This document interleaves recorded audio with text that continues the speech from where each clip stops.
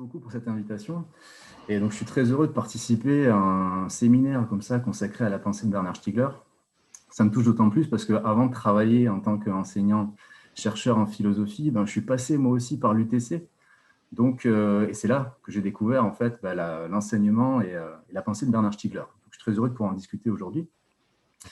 Alors, ce que je vous propose aujourd'hui, moi, ça va être une entrée, on va dire, dans la pensée de Bernard Stiegler, donc une sorte d'introduction. J'ai essayé de me mettre à la place des étudiantes et des étudiants, puisque ce séminaire, il leur est consacré, mais de faire ça à partir d'une perspective précise, qui va être celle de la critique de la technique. Je voudrais vous montrer, en fait, que la philosophie de Bernard Stiegler, c'est une philosophie critique de la technique, mais d'un type de critique qui est tout à fait original. C'est-à-dire une philosophie critique qui est radicalement différente des pensées critiques de la technique qui ont pu se développer au XXe siècle. Donc c'est pour ça que le titre que j'avais proposé pour cette intervention, c'était une nouvelle philosophie critique de la technique. C'est un petit peu ça que je veux essayer d'expliquer. Qu'est-ce qu'il y a de nouveau dans cette critique? Alors justement, quel type de critique Bernard Stiegler adresse-t-il à la technique? Pour tenter de répondre à cette question, je voudrais procéder en deux temps. Ça va organiser un petit peu mon intervention. Tout d'abord, alors, avant de parler directement de Stiegler, je voudrais d'abord présenter en quelques mots ce qui caractériserait la matrice des pensées critiques de la technique qui apparaissent au milieu du XXe siècle. Parce qu'on va voir apparaître, après la Seconde Guerre mondiale, à partir des années 50, des philosophies qui se présentent comme intrinsèquement critiques à l'égard du phénomène technique, et plus précisément à l'égard de ce qu'ils appellent la technique moderne. Alors, grosso modo, ça correspond à l'industrialisation de la technique. Alors, pour donner quelques noms, ça va être les pensées de Heidegger, par exemple, ou de Gunther Anders en Allemagne. On peut penser aussi à la pensée de Jacques Ellul en France. Et en fait, il y a un point commun dans ces pensées critiques que je voudrais vous présenter. Donc ça sera mon premier point. Et ensuite, ça va m'amener à chercher à expliquer en quoi la pensée de Stiegler, elle diffère radicalement de ses pensées critiques, tout en restant elle-même une pensée critique. Et ça, j'essaierai de le faire à travers la pensée du pharmacone qu'on a déjà évoquée. Et en gros, ce que j'essaie de vous proposer là, c'est d'essayer de montrer que le concept de pharmacone et le concept d'épiphylogénèse, je vais y revenir sur ces deux concepts, je vais les reprendre, ne sont pas forcément des thématiques parallèles, mais qu'elles sont vraiment intrinsèquement liées dans la pensée de Bernard Stiegler. Et je voudrais repenser tout ça à la lumière de la question de la critique. Qu'est-ce qu'on critique, en fait, quand on critique la technique chez Stiegler? Et pour vous dire d'emblée où je veux aller, parce que j'aime bien dire la fin, en fait, avant de commencer, je vais vous montrer, en fait, que les philosophies critiques à l'égard de la technique, elles appréhendent généralement la technique comme une grandeur extensive, c'est-à-dire comme une totalité qui s'expand et qui viendrait recouvrir tous les domaines de la vie. Et c'est ça précisément qu'il faudrait critiquer. Et chez Bernard Stiegler, il me semble que c'est très différent parce que je voudrais vous montrer que son originalité, elle tient à ce qu'il fait au contraire de la technique une grandeur que je dirais intensive, c'est-à-dire un degré d'intensité qui caractérise notre relation au monde. Bon, alors, dit comme ça reste énigmatique parce qu'il faut expliquer ce que c'est qu'extensif, ce que c'est qu'intensif. Ça va être tout l'enjeu de ce que je vais raconter là pendant les quelques minutes qui me sont consacrées. Et en tout cas, je voudrais vous montrer que passer d'une compréhension de la technique en tant que, du point de vue d'une logique extensive à une logique intensive, ça change en fait à la fois la manière de penser la technique et surtout de penser la critique qu'on peut faire de la technique. Alors, je commence plus tranquillement par mon premier point. Ce premier point, donc, qui concerne les philosophies critiques de la technique qui vont émerger au milieu du XXe siècle. Alors, évidemment, je ne vais pas les passer tout en revue, ça ne serait pas tenable.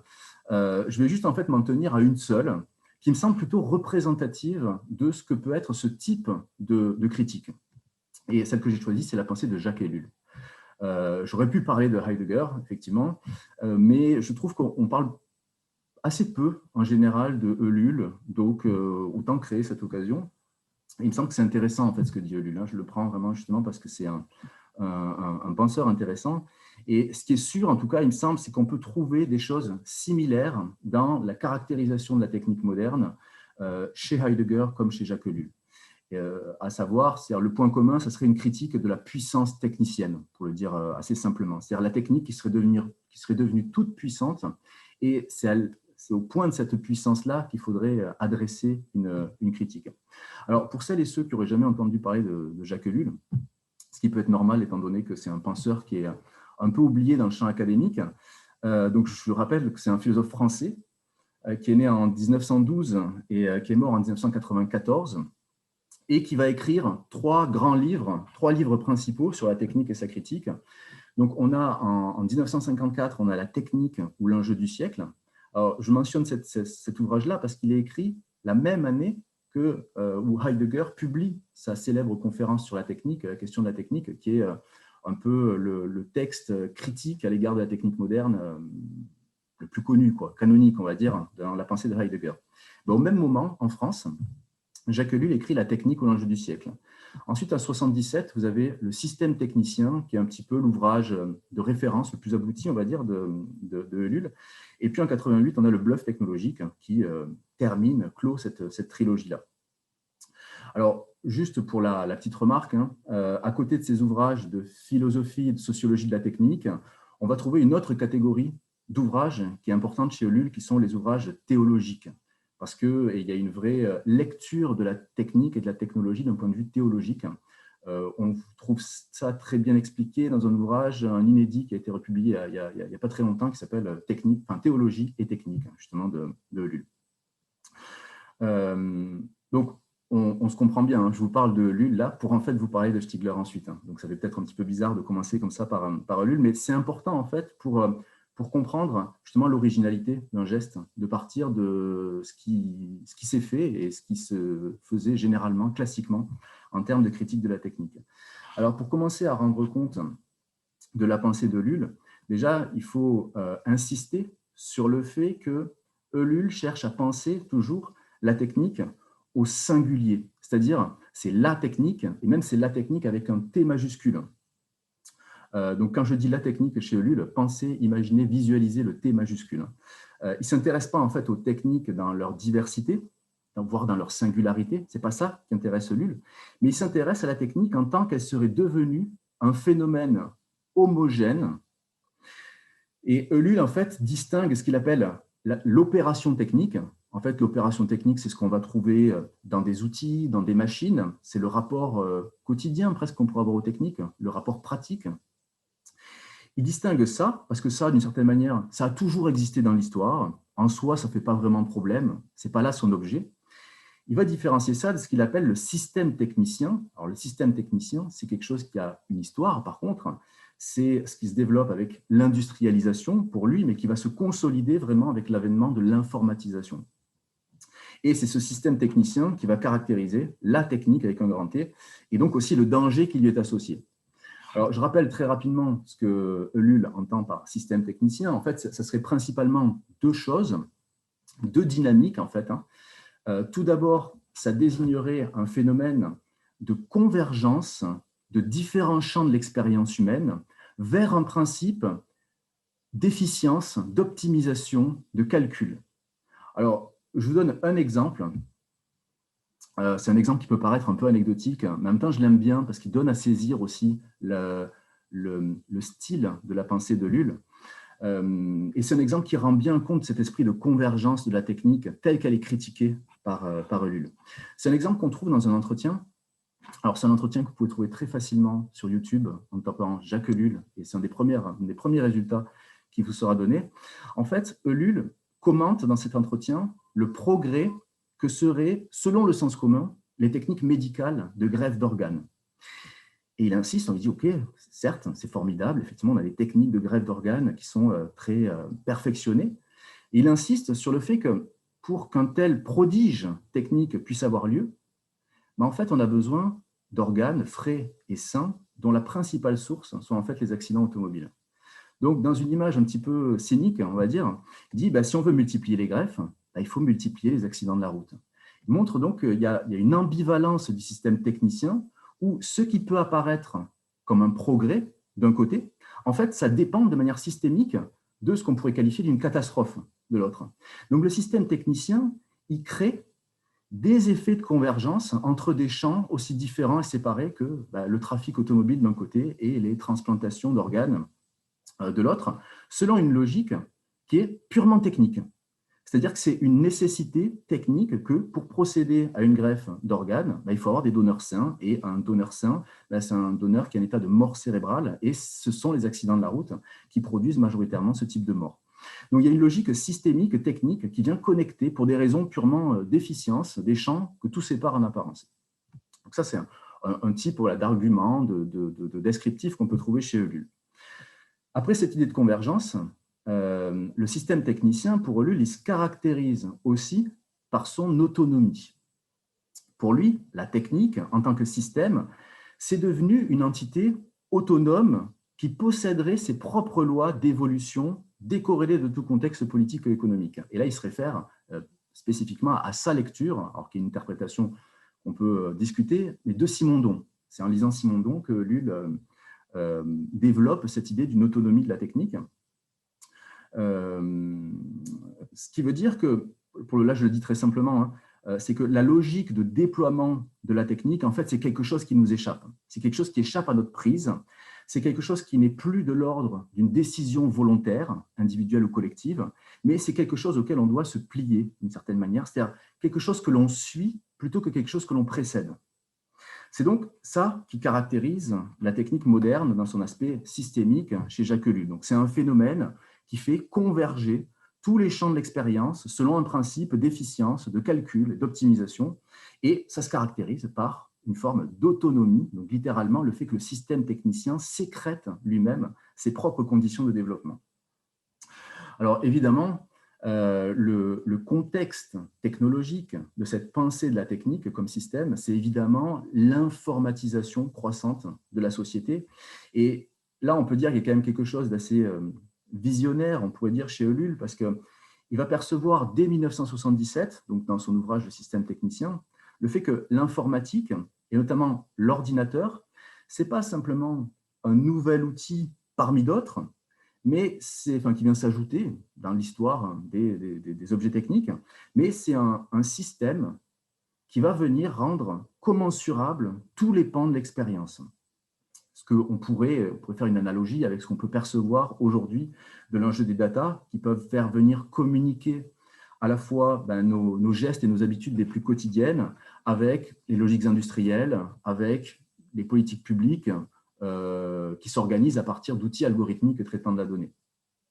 Donc là, je vous cite un petit extrait du système technicien, et j'en aurais presque terminé avec Ellul.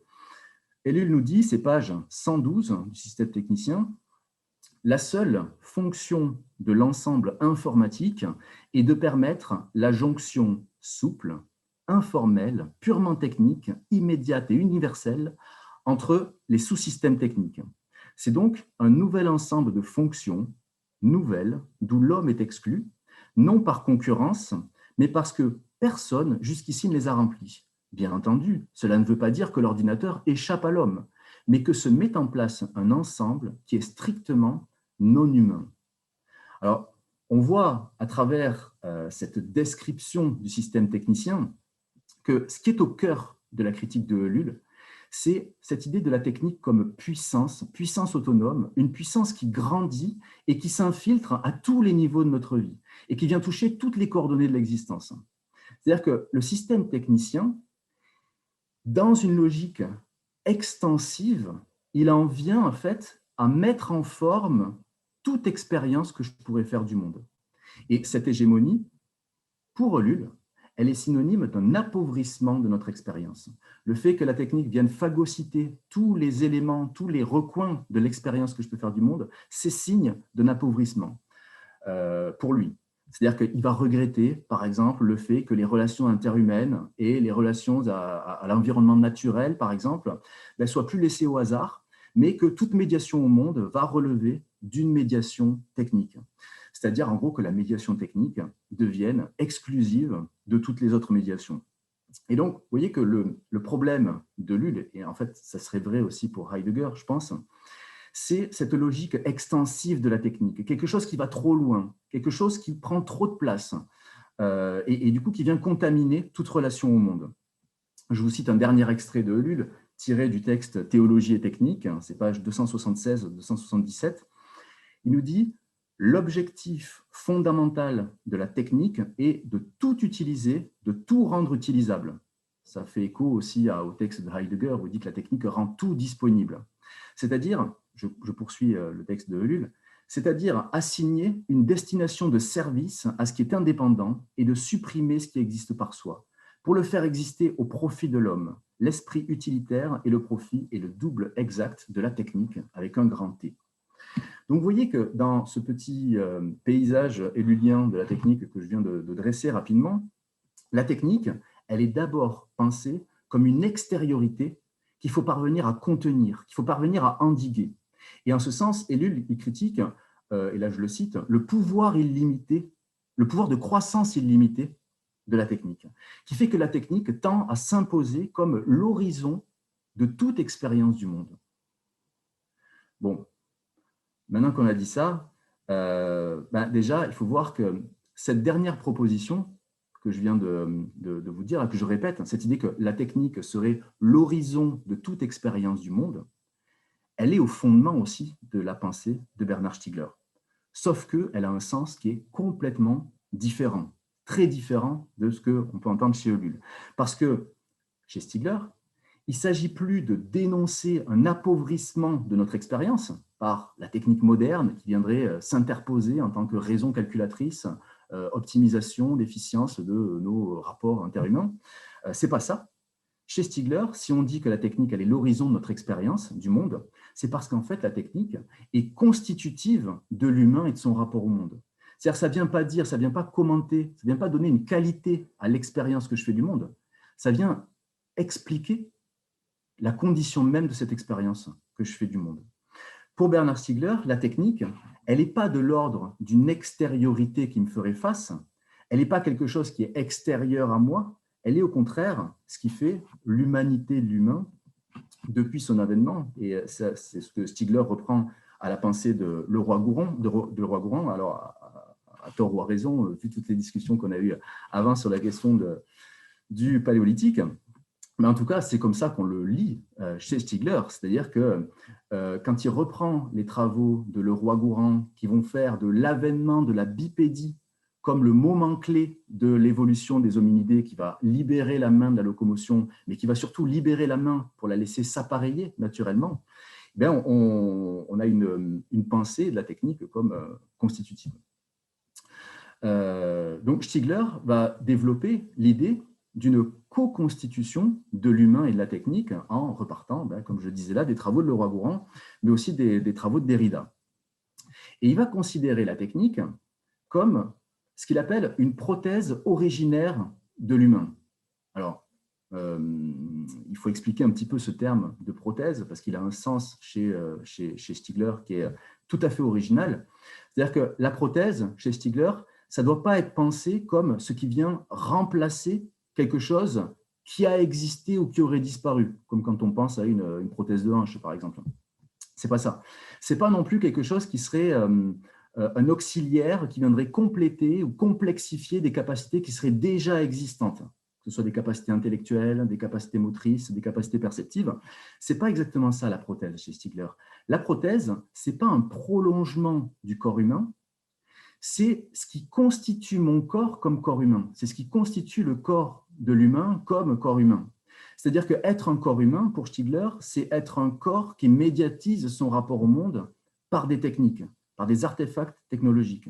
Et en ce sens, la prothèse, et même on peut penser la technique comme prothèse, la technique comme prothétique, c'est un supplément, nous dit Stiegler, quelque chose qui se rajoute d'une certaine manière à notre corps, mais en fait c'est un supplément qui est originaire, parce qu'à la fois il se rajoute à notre corps, mais en même temps il vient de définir notre corps comme essentiellement prothétique, on pourrait dire.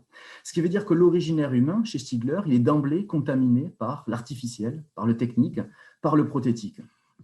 Donc, par rapport à la pensée de Ellul, où la technique elle est pensée donc, comme une extériorité menaçante qu'il faudrait parvenir à endiguer, ben là on est dans quelque chose quand même d'assez différent, voire même de très différent. La technique, elle est plus extérieure à l'humain, puisque au contraire, elle vient constituer l'humain comme humain. Alors, ce qui ne veut pas dire qu'elle est pour autant intérieure à l'humain. En fait, dans les termes de Stigler, la technique, c'est un mouvement d'extériorisation par lequel l'intérieur, au sens de la psyché, la conscience, la raison, se constitue. C'est-à-dire qu'intériorité et extériorité se constituent, se co-constituent par ce rapport originairement prothétique au monde. Et là, je vous cite un court extrait du premier tome de La technique et le temps. Alors, je pense que je le lis, c'est assez rapide, hein. Je le lis et puis ensuite, je vais devoir le relire pour le commenter parce que, comme souvent, les textes de Bernard Stiegler sont un peu denses. Donc, c'est à la page 152 où il nous dit « L'homme est ici l'intérieur. Il n'y a pas d'extériorisation qui ne désigne un mouvement de l'intérieur vers l'extérieur. Cependant, l'intérieur est inventé par ce mouvement. Il ne peut donc pas le précéder. Intérieur et extérieur se constituent dans un mouvement qui les invente à la fois l'un et l'autre, un mouvement où ils s'inventent l'un et l'autre comme s'il y avait une maïeutique technologique de ce qu'on appelle l'homme. » Donc là, je le mets les sous-titres. Donc il nous dit, l'homme est ici l'intérieur. Il part en fait de cette idée que, ok, voilà, il y a une conscience. L'intérieur, ça pourrait être un synonyme de la conscience. Il n'y a pas d'extériorisation qui ne désigne un mouvement de l'intérieur vers l'extérieur. Cette idée que l'extériorisation, c'est par exemple le fait de parler, d'échanger quelque chose, d'échanger une parole. Par exemple, là, je suis en train de vous parler de la pensée de Bernard Stiegler. On peut penser ça comme une extériorisation, c'est-à-dire qu'il y aurait d'abord quelque chose d'intérieur, au sens où je suis travaillé par la pensée de Bernard Stiegler, et en même temps, là, je l'extériorise, on en parle. Sauf que ça ne se passe pas vraiment comme ça, parce que le texte nous dit, cependant, l'intérieur est inventé par ce mouvement, au sens où, en fait, ma conscience, la conscience de ces paroles que je partage avec vous, elles ne sont pas nées de mon intériorité. Elles sont nées plutôt de ma fréquentation avec les livres de Bernard Stiegler. Donc, elles sont nées d'une relation avec un artefact, avec quelque chose qui était extérieur à moi. Le livre pensé comme artefact, le livre pensé comme objet technique. Donc, c'est de ce mouvement-là, en fait, de cette relation-là, que se crée à la fois l'humain en tant qu'individu placé dans le monde au sens d'un horizon de sens qui fait sens pour moi en tout cas, et qui constitue ce sens en même temps. Alors, juste peut-être le truc à expliquer pour que ce soit un peu plus clair, c'est cette idée de maïeutique. Quand il dit que l'humain se crée par une maïeutique technologique, je rappelle que la maïeutique, ça va désigner, on trouve ça chez Platon par exemple, c'est la méthode en fait qui est utilisée par Socrate pour susciter par le dialogue, donc par un échange, quelque chose qui est quelque chose de collectif d'une certaine manière, la mise en forme d'une idée qui ne paraît pas claire au départ. Vous voyez, les dialogues platoniciens, on se pose une question de savoir qu'est-ce que c'est que la vertu, par exemple, et c'est par la maïeutique, par l'interrogation, par le dialogue, par l'échange de paroles, qu'on essaie de clarifier, ou en tout cas d'encadrer la thématique questionnée. Là, du coup, la maïeutique, elle est technologique dans ce texte de Stiegler, c'est-à-dire que c'est le dialogue que l'être humain noue avec ses prothèses techniques, qu'il y a une constitutivité de ces deux, que l'humain se constitue comme humain et que la technique se constitue comme technique. Bien. Donc, en ce sens, ce qui va caractériser le propre de l'humanité pour Stiegler, ça serait, on l'a évoqué un petit peu ce matin, c'est Charles qui l'a évoqué rapidement dans son introduction, c'est la constitution d'un milieu de vie qu'il appelle épiphylogénétique, c'est-à-dire un milieu qui est constitué d'artefacts qui vont devenir les supports techniques d'une mémoire qui n'est pas ma mémoire génétique, celle qui est inscrite dans mes gènes, ni ma mémoire somatique, c'est-à-dire la mémoire, les souvenirs que je garde présents en moi, de manière plus ou moins claire ou confuse. Donc, c'est un troisième type de mémoire. C'est une mémoire qui est inscrite sur des supports techniques, des supports qui sont extérieurs à mon corps, à nos corps. Ça peut être des textes, ça peut être des images, ça peut être des œuvres. C'est une mémoire qui me permet d'hériter d'un passé que je n'ai pas directement vécu, pour Stiegler. Et par cette mémoire épiphylogénétique, qui est donc le propre de l'humain pour lui, je peux conserver ce qui est de l'ordre d'une expérience individuelle en l'écrivant, en la filmant, en la photographiant, en la mettant matériellement en forme, et par là, de la rendre disponible pour d'autres individus que moi. C'est-à-dire que je peux en faire hériter. Donc, après ce petit résumé un peu rapide de la pensée de Bernard Stiegler, en tout cas ce qu'on peut trouver par exemple dans La technique et le temps, j'ai rappelé ces différents éléments juste pour faire sentir que la technique, elle change de statut là, par rapport à ce qu'on peut trouver chez Lull ou chez Heidegger. C'est-à-dire qu'ici, elle devient une force de constitution de l'humanité, au sens où elle n'est pas extérieure à celle-ci. La technique, chez Bernard Stiegler, dans La technique et le temps notamment, on a presque même l'impression qu'elle tend à se naturaliser. C'est-à-dire ou en tout cas, qu'elle tend à occuper une place qui fait éclater les différences entre la nature et l'artifice, entre l'organique et l'inorganique, ou entre le vivant et le mort. Comme le rappelait d'ailleurs Vincent Puig dans ses slides, où il mettait bien en évidence ces différents couples qui traversent la pensée de Stiegler. La technique, du coup, ça devient moins quelque chose dont je peux faire l'expérience dans le monde qu'un plan de l'expérience en elle-même. C'est-à-dire que je parle des techniques médiévales au XIIIe siècle ou des techniques numériques contemporaines. En fait, je suis toujours dans ce plan de constitutivité de l'expérience, c'est-à-dire ce par quoi la relation au milieu passe pour se constituer comme une expérience toujours prothétique. Alors, ce que je veux dire par là, c'est qu'en se faisant originaire, la technique, elle tend à se naturaliser et elle tend aussi à se définir par-delà le bien et le mal, d'une certaine manière, ou en tout cas par-delà une critique une critique moralisatrice qui pourrait être un peu rapide. Elle est par-delà bien et mal parce que elle fait partie de la définition de l'humain, d'une certaine manière. Ce n'est pas quelque chose que je peux juger en soi. Mais attention, en disant ça, on pourrait penser que finalement, chez Bernard Stiegler, il n'y a pas vraiment de critique de la technique, puisque critiquer la technique, ça serait critiquer l'humain, ça serait rejeter la technique, ça serait rejeter l'humanité finalement, et ça n'aurait pas de sens. Or, en fait, il existe bien une critique de la technique chez Bernard Stiegler, mais qui ne peut plus prendre la forme d'un jugement à l'égard d'une réalité qui me serait extérieure. Et alors, je ne sais pas si vous voyez le problème, mais c'est quand même une équation difficile de dire ça. Comment critiquer la technique? On sait que le geste de critique, c'est aussi constituer un objet que je peux mettre en face de moi pour justement l'analyser. Donc, comment critiquer la technique tout en faisant de celle-ci ce qui constitue l'humain, voire même l'humanité? Eh bien, c'est là, il me semble, qu'intervient le concept de pharmacone, que Stiegler va rejouer à la suite de Platon, à la suite de Derrida. Alors, je ne vais pas refaire l'archéologie de ce concept, simplement je voudrais expliquer en quoi il répond à la nécessité d'une critique de la technique qui est pourtant constitutive de notre être. Bernard Stiegler, il va développer ce concept de pharmacone de manière approfondie dans un ouvrage qui date de 2010 et qui s'intitule « Ce qui fait que la vie vaut la peine d'être vécue » de la pharmacologie. Et l'enjeu de cet ouvrage, c'est de rendre compte de l'aspect justement pharmacologique de la technique. C'est de dire, en fait, il faut penser la technique comme un pharmacone. Alors, qu'est-ce que ça veut dire, il faut penser la technique comme un pharmacone? En fait, on l'a abordé rapidement en Grèce ancienne. Le terme pharmacone, c'est un terme grec. Le terme de pharmacone, il vient dire en fait une ambivalence. Ce n'est pas un terme qui est ambivalent, c'est un terme qui vient dire une ambivalence qui désigne à la fois quelque chose qui est remède et quelque chose qui est poison. Et pour Stiegler, tout objet technique est pharmacologique. Il est à la fois poison et remède. Et la technique en elle-même, en tant que telle, elle est pharmacologique. Alors, qu'est-ce que ça veut dire ça? Là, il faut faire attention parce que le concept de pharmacone chez Stiegler, il exprime quelque chose de très précis, en fait.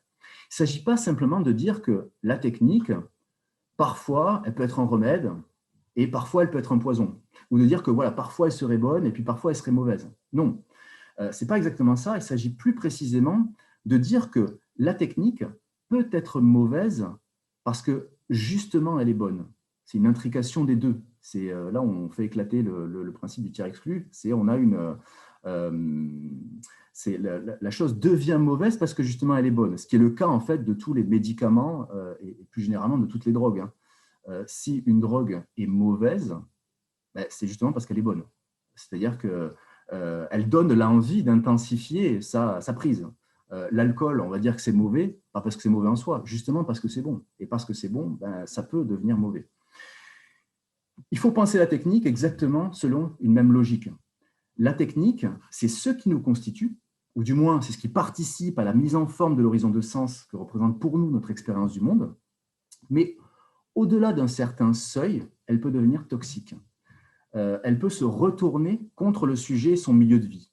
C'est-à-dire qu'on peut imaginer, par exemple, certaines organisations industrielles du travail, la prolifération des marchandises, l'impact que cette prolifération peut avoir sur notre environnement, la sollicitation permanente que notre attention subit du fait des dispositifs technologiques de capture qui sont là justement pour les captiver. Tout ça, ça peut être aussi source d'épuisement, et d'épuisement au final autant des ressources naturelles que des ressources cognitives. Et ça peut être, pour le dire différemment encore une fois, ça peut être source aussi de dégradation finalement de nos conditions de vie. Donc, chez Stigler, il y a cette idée que, alors que la technique elle est originairement individuante, elle peut aussi devenir désindividuante par un effet de saturation de l'expérience même du sujet. Et c'est justement parce qu'elle est originairement individuante qu'elle peut devenir désindividuante. C'est parce que la technique est constitutive de ce qui fait la consistance même du sujet, et notamment de sa puissance désirante, qu'elle peut saturer cette prise de consistance au point de la faire éclater. Donc, la technique et le danger qu'elle porte, c'est-à-dire ce qu'il s'agit de critiquer, ça ne doit plus s'expliquer depuis une logique extensive, c'est-à-dire, ce n'est pas parce qu'elle viendrait contaminer notre monde qu'elle est dangereuse, la technique. Parce que, encore une fois, la technique, elle est elle-même constitutive de notre rapport au monde. Penser la technique selon une logique extensive, c'est en fait toujours la réduire à une réalité qui est extérieure à l'humain. C'est en rester à un face-à-face entre l'humain et la technique, entre la nature et la technique, ou entre le dedans et le dehors. Or, on a vu qu'avec Bernard Stiegler, la technique, ce n'est plus une extériorité, elle fait partie de nous d'une certaine manière, elle est le nom de notre condition même d'être humain, en ce sens où on médiatise notre rapport au monde par des techniques, que ce soit des techniques agricoles, des techniques culinaires, des techniques politiques, des techniques du corps, des techniques de l'information.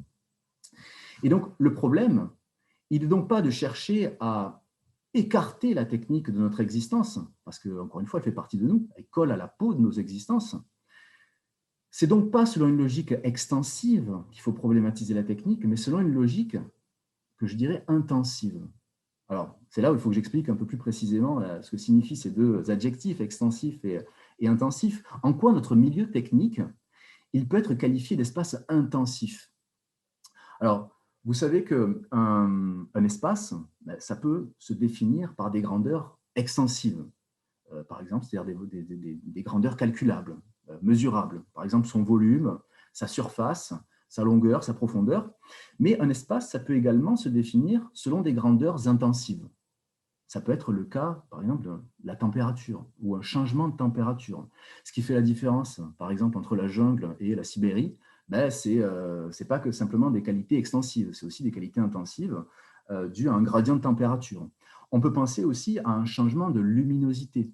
Ce qui fait la différence entre le jour et la nuit, c'est une grandeur intensive. Ou encore une fois, des changements de pression, par exemple. Entre ce qui se passe dans les profondeurs des océans et ce qui se passe à la surface de la Lune, par exemple, il y a une différence, il y a une qualité d'espace différente qui tient aussi à une différence de grandeurs intensives. Donc, une grandeur intensive, c'est donc une qualité de l'espace telle qu'un sujet peut en faire l'expérience. C'est-à-dire que l'intensité, c'est une grandeur qui n'est pas directement numérisable, ce n'est pas une grandeur qui est directement calculable, on pourrait dire. C'est une grandeur qui relève de l'expérience vécue d'un phénomène. Et une variation intensive, c'est une variation continue qui peut parfois connaître des seuils de transformation qualitative. Par exemple, si je reprends l'exemple du jour et de la nuit, le crépuscule, on peut le définir comme un seuil, dans ce passage continu du jour à la nuit. Le crépuscule, c'est un seuil où le passage se fait. De la même manière, pour reprendre un exemple qui serait d'inspiration simondonienne, la cristallisation, le point de cristallisation, c'est un seuil de passage d'un liquide, par exemple de l'eau, d'une phase liquide à une phase solide. Voilà, un diagramme de phase en sciences des matériaux, c'est ça que ça fait voir, c'est ça que ça fait comprendre. Ça nous fait voir des effets de seuil dans les transformations qui sont qualitatives. Du coup, penser la technique selon une logique inventive, ça ne va pas du tout consister à comptabiliser l'extension des machines qui peuplent notre planète. Pas exactement ça le propos. C'est plutôt de rendre compte de la manière dont les technologies intensifient notre rapport au monde. Et penser la technique comme pharmacone, comme le fait Stigler, c'est indiquer qu'il existe aussi des seuils à partir duquel les dispositifs technologiques peuvent se retourner contre nous.